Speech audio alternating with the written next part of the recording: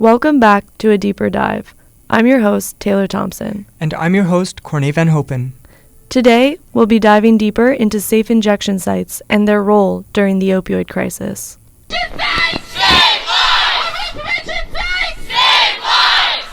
We're sitting down with harm reduction worker Zoe Dodd to speak about the role that overdose prevention sites are having during this public health crisis.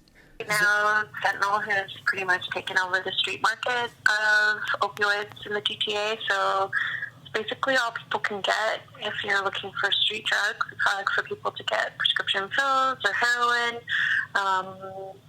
and the fentanyl is quite unstable, and so, there's been definitely an increase in overdoses in the last while, and it's actually just continues to climb, and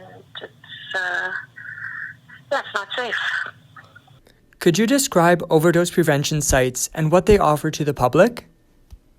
So in Toronto, we have two kinds of sites. We have one that's called a supervised consumption service, and the other one is an overdose prevention site. And they both offer a safe place for people to come and use to pre-obtain drugs, and in a space that's supervised and monitored by staff who have knowledge and training in harm reduction and overdose prevention, and know services to refer people to, and can do one-to-one informal counseling and health counseling. So what has the relationship been like between the government and overdose prevention sites? Every month we wait and see if we're going to still operate. So that's been going on since August. And now, we've been having extensions like month to month. It's a really hard way to work in an emergency situation. The government hasn't explained to us what that new model will look like. It was difficult to fill the application. I think that this government will not close us down, but it might close some of us down, and that would be a huge mistake. They've capped the number to 21, and they refuse to act like the public health emergency it is. You hear of a measles outbreak, one person gets measles, and you hear all over the news, everyone get vaccinated, please get vaccinated, all these discussions. We've had thousands, over 10,000 people die in Canada. We have people die every day in Ontario. We had 18 people die last month in Toronto that we know of, and we do not have a public health emergency. We do not have an emergency response by any level of government. Can you explain what overdose prevention sites mean for drug users?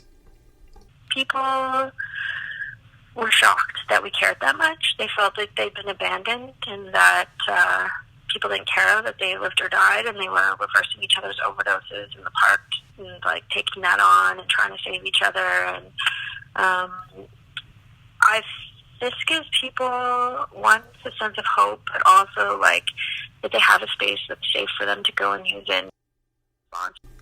And so in your opinion, what would be the repercussion of losing the licenses for overdose prevention sites? What could the city expect to see? Well, closing them would mean that we would have clogged up, it would be bad. We do not have enough ambulances on the street to deal with the amount of overdose that will occur in the community. I think it would be devastating to the people that access these spaces. We've been we started in August of 2017. Those are a lot of connections and relationships we built with people. People feel quite connected to the sites that they go to, and losing them would just be detrimental. We are in a public health emergency. I don't know why you would close a life-saving service in an emergency unless you just want people to die. Licenses for safe consumption sites are set to expire on March 31st. If the government does cut funding, the results could be horrific. Thank you so much for your time today, Zoe.